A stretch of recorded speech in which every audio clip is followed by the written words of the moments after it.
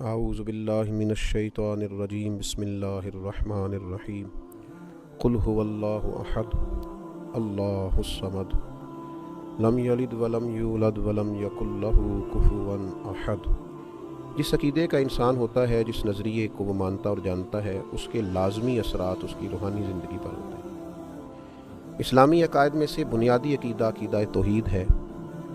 اللہ تعالیٰ کی ذات اور صفات میں اسے یکتا اور تنہا ماننا، ذات و صفات میں کسی کو کبھی شریک نہ ٹھہرانا، یہ عقیدہ توحید ہے۔ اسی نظریے کی تبلیغ کے لیے اللہ تعالیٰ نے تمام انبیاء کرام علیہم السلام کو مبعوث فرمایا۔ یہی عقیدہ توحید ہے جو نبی کریم صلی اللہ تعالیٰ علیہ وسلم کی کامل غلامی سے بندہ مومن کو نصیب ہوتا ہے، اور پھر وہ انسان کی زندگی میں اور اس کی طبیعت میں انقلاب برپا کر دیتا ہے۔ قرآن حکیم کی معروف، مختصر، جامع اور انتہائی بابرکت سورہ اخلاص عقیدہ توحید کو بیان کرتی ہے۔ اللہ کریم نے ارشاد فرمایا قل هو اللہ احد، تم فرماؤ وہ اللہ ہے اور وہ ایک ہے۔ اللہ الصمد، اللہ بے نیاز ہے۔ لم یلد ولم یولد، نہ اس کی کوئی اولاد ہے اور نہ وہ پیدا کیا گیا ہے۔ ولم یکن لہ کفوا احد، اور اس کا کوئی ہمسر نہیں، اس کا کوئی جوڑ نہیں۔ اللہ تبارک و تعالیٰ وحدہ لا شریک ہے۔ اللہ تعالیٰ بے نیاز ہے، کھانے سے، پینے سے، تھکن سے، سونے سے، جاگنے سے، اونگ سے۔ اللہ بے نیاز ہے۔ اللہ تبارک و تعالیٰ کی نہ کوئی اولاد ہے، نہ اس نے کسی کو جنا ہے، نہ وہ جنا گیا ہے، اور اس کا کوئی ہمسر نہیں۔ یہ مضبوط عقیدہ، کائنات کا خالق، مالک، رازق، عزتیں اور ذلتیں جس کی حکمت کا تقاضا ہیں، وہ اللہ تعالیٰ ہے۔ اپنے بندوں پر نہایت مہربان ہے، کرم فرمانے والا ہے، رحمت کرنے والا ہے، غلطیوں سے درگزر کرنے والا ہے، دنیا اور آخرت میں اپنے بندوں پر رحمت کی نظر کرنے والا ہے۔ وہ کریم مالک جو دریاؤں میں مچھلیوں کو، جو بلوں میں چیونٹیوں کو، پتھروں میں کیڑوں کو، جو ہر کونے میں ہر مقام پہ بسنے والے انسانوں کو رزق عطا کرتا ہے۔ مالک حقیقی ہے، خالق حقیقی ہے، رازق حقیقی، رحمان ہے، رحیم ہے، کریم ہے، ستار ہے، غفار ہے۔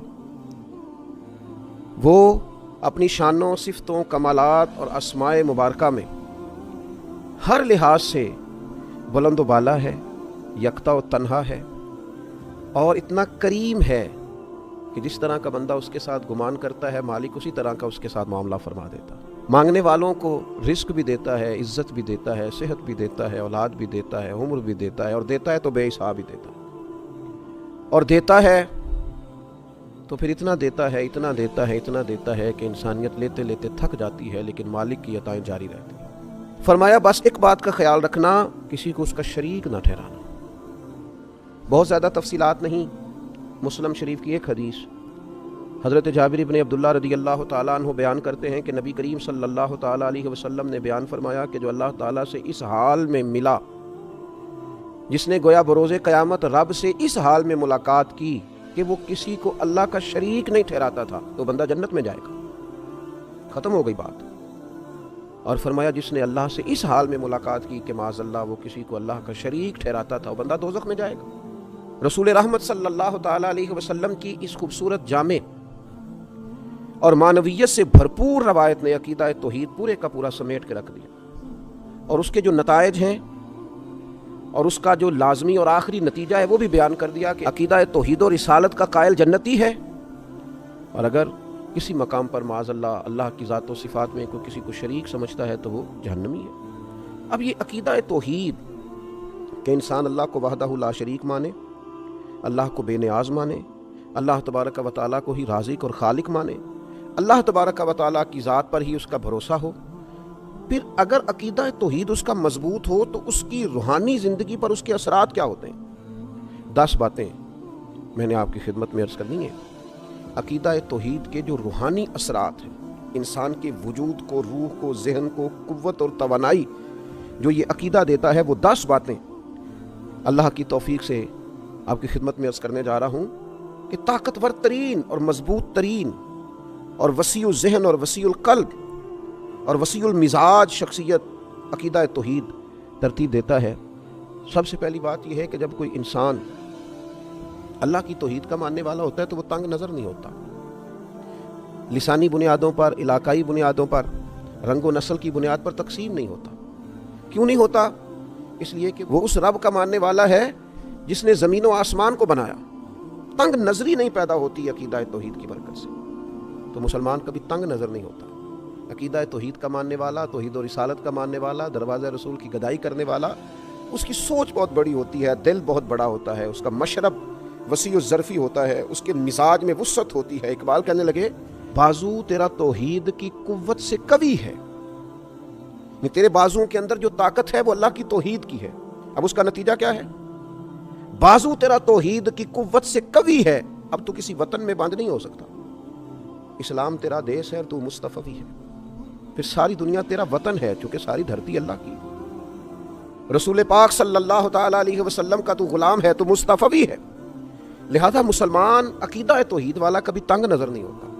وہ بڑی بات کرتا ہے، بڑی سوچ رکھتا ہے، بڑے ارادے کرتا ہے، بڑے منصوبے بناتا ہے، اس کی اٹھان بڑی ہوتی ہے، اس کا باکپن بڑا ہوتا ہے، اس کا بات کرنا بڑا وسعت رکھتا ہے، اس کے ظرف میں بڑی گنجائش ہوتی ہے۔ دوسری بات یہ ہے کہ عقیدہ توحید انسان کے اندر بلا کی غیرت پیدا کرتا ہے، اس لیے کہ عقیدہ توحید کا ماننے والا انسان یہ اچھی طرح جانتا ہے کہ تمام طاقتوں کا مالک اللہ تعالیٰ ہے، اس میں عزت نفس پیدا ہوتی ہے، وہ کسی کو خاطر میں نہیں لاتا۔ وہ کہتا ہے میں کسی سے کیوں ڈروں، میں کسی دنیا دار کے سامنے سہما سہما کیوں رہوں۔ وہ کسی مقام پر بھی اپنی عزت نفس کو داؤ پہ نہیں لگاتا، کیونکہ طاقتوں کا مالک تو اللہ اکبر ہے۔ باقی سب انسان چھوٹے ہیں، پست ہیں، وہ بڑا ہے تو صرف اللہ جل شان، یا وہ بڑا ہے جسے رب بڑائی عطا کرے، جسے اللہ عزت عطا کرے، جسے اللہ وقار عطا کرے، جسے اللہ تبارک و تعالی شان عطا کرے۔ پھر تیسری بات یہ ہے کہ عقیدہ توحید انسان کے اندر عاجزی پیدا کرتا ہے، متکبر نہیں ہونے دیتا، کیونکہ اس کا خیال ہوتا ہے انسان کا کہ میرے پاس جو کچھ بھی ہے میرے رب کا ہے، ذاتی تو ہے ہی نہیں۔ کسی غرور کا شکار نہیں ہوتا، اس کے پاس تو نعمتیں بڑھتی جاتی ہیں تو پیشانی اس کی رب کے حضور جھکتی جاتی ہے، اللہ تعالیٰ اس کو عطا کرتا جاتا ہے، تو جیسے جیسے درخت کو پھل لگتا جاتا ہے ٹہنیاں جھکتی جاتی ہیں، اس کی عاجزی میں اضافہ ہوتا جاتا ہے۔ اور رسول کریم صلی اللہ تعالیٰ علیہ وسلم نے فرمایا جو اللہ کی رضا کے لیے عاجزی کرے اللہ اسے عزت عطا فرماتا ہے۔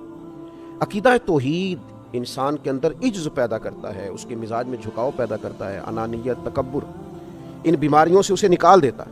چوتھی بات یہ ہے کہ عقیدہ توحید رکھنے والا انسان وہ جانتا ہے، وہ اس بات کو سمجھتا ہے، اس کا ذہن بن جاتا ہے کہ مجھے کبھی بھی عقیدہ توحید کا رکھنے والا انسان کبھی بھی ناانصاف نہیں ہوتا، ظالم نہیں ہوتا، وہ عادل ہوتا ہے، ناانصافی نہیں کرتا۔ کیوں؟ کہ اسے پتہ ہوتا ہے اگر میں تھوڑی سی یہاں ناانصافی کروں گا تو میرا مالک مجھے دیکھ رہا ہے، صبح قیامت انصاف کر دے گا، ہر ظلم کا حساب دینا پڑے گا مجھے، قیامت کے دن اللہ کے حضور حاضر ہونا ہے۔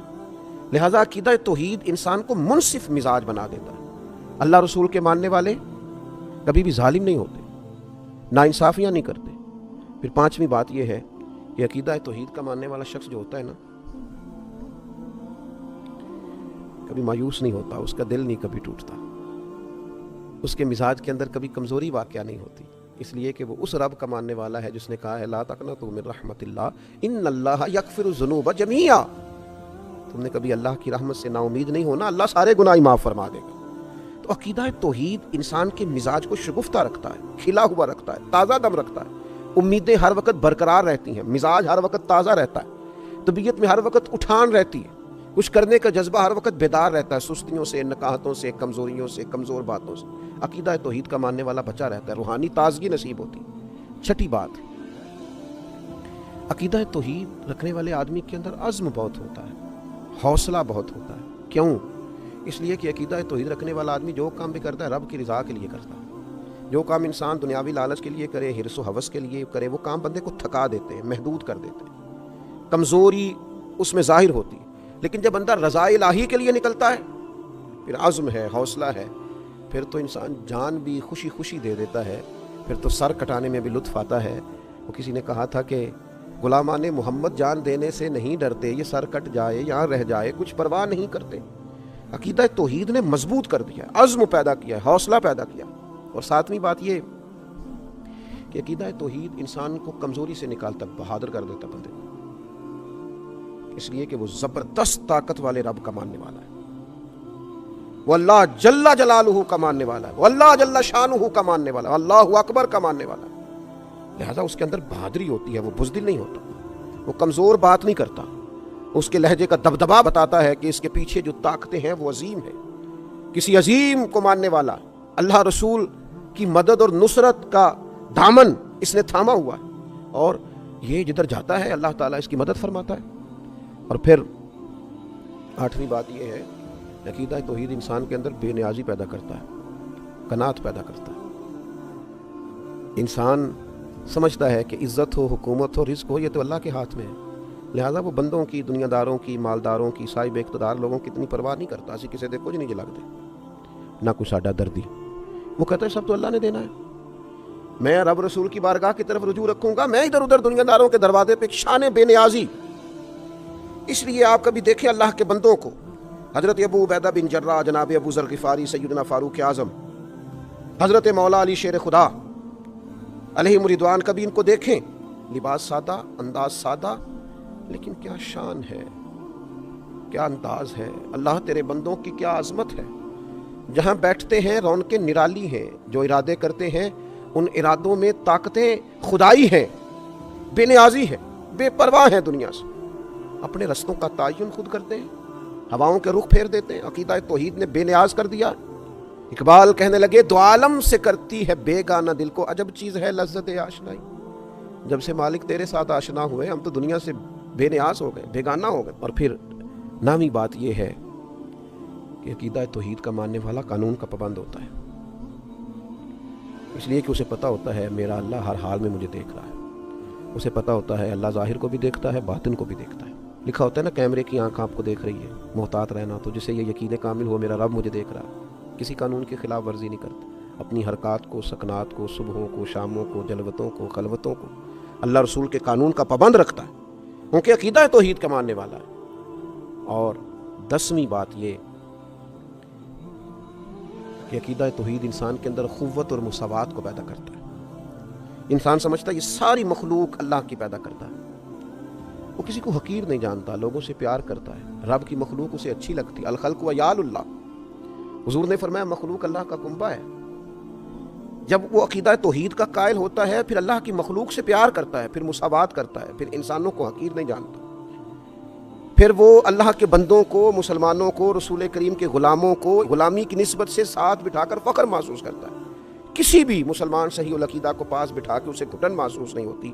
یہ 10 باتیں ایسی ہیں جو روح کو تازہ کر دیں، جو طبیعت میں ایک نورانیت پیدا کر دیں، جو مزاج کو شگفتہ کر دیں۔ یہ کب نصیب ہوتی ہیں؟ جب عقیدہ توحید ملتا ہے۔ 10 باتیں عرض کی ہیں، اللہ تعالیٰ مسلمانوں میں یہ پیدا کر دے، ہمارے دلوں کو ٹھنڈا کر دے۔ اور آپ یقین کریں اگر یہ 10 باتیں پیدا ہو جائیں تو انزائٹی بھی گئی، ڈپریشن بھی گیا، ٹینشن بھی گئی، اور یہ جو کہا جاتا ہے کہ فلاں میری بات نہیں سن رہا، فلاں میرا خیال نہیں رکھتا، ان ساری باتوں سے انسان گیا۔ جس کے پیچھے رب رسول ہوں اسے کسی اور کی حاجت رہ ہی نہیں جاتی۔